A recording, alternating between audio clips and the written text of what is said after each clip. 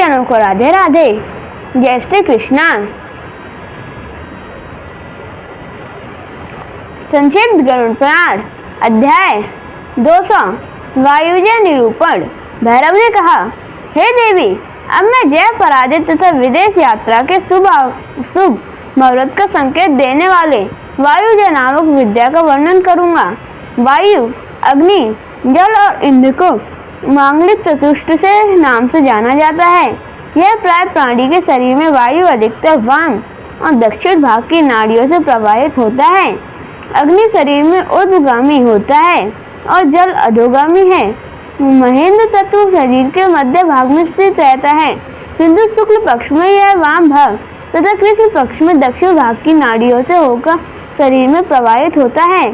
प्रत्येक पक्ष का प्रारंभिक 3-3 दिन इसका उदय काल है, अर्थात शुक्ल पक्ष की प्रतिपदा से लेकर तृतीय तिथि तक जो वायु नासिका के वाम छिद्र से होकर प्रवाहमान रहता है और कृष्ण पक्ष की प्रतिपदा तिथि से लेकर तृतीय तिथि पर्यंत जो वायु नासिका के दक्षिण छिद्र से होकर प्रवाहमान रहता है, वह उदय काल का वायु माना जाता है।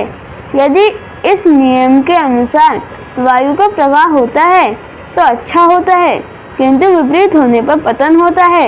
यदि प्राणी के शरीर में वायु सूर्य मार्ग में उदित होकर चंद्र मार्ग में अस्त हो तो गुणों में वृद्धि होती है। इसके विपरीत होने पर शरीर में विघ्न होता है। हे वरान्य, दिन और रात में 16 संक्रांतियां मानी गई हैं। आधे आधे प्रहर के बाद एक एक संक्रांति का परिमाण है। इसी गति से शरीर के में प्रवाहमान वायु का संक्रमण काल आता है। जब वायु शरीर के अंतर्गत आधे प्रहर के बाद ही संक्रांत होने लगता है, अर्थात आधे आधे प्रहर में वायु का भ्रमण होता है, तो स्वास्थ्य की हानि अवश्यम भी होती है।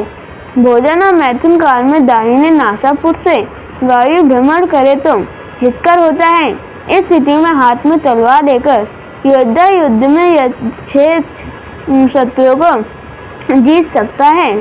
समस्त कार्यों में यदि वाम नासापुट से वायु का भ्रमण हो तो प्रसन्न शुभकर तथा श्रेष्ठ माना गया है।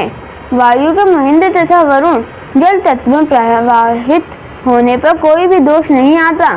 दाहिने से प्रवाहित होने पर अनावृष्टि का योग तथा बाएं से प्रवाहित होने पर वृष्टि का योग होता है।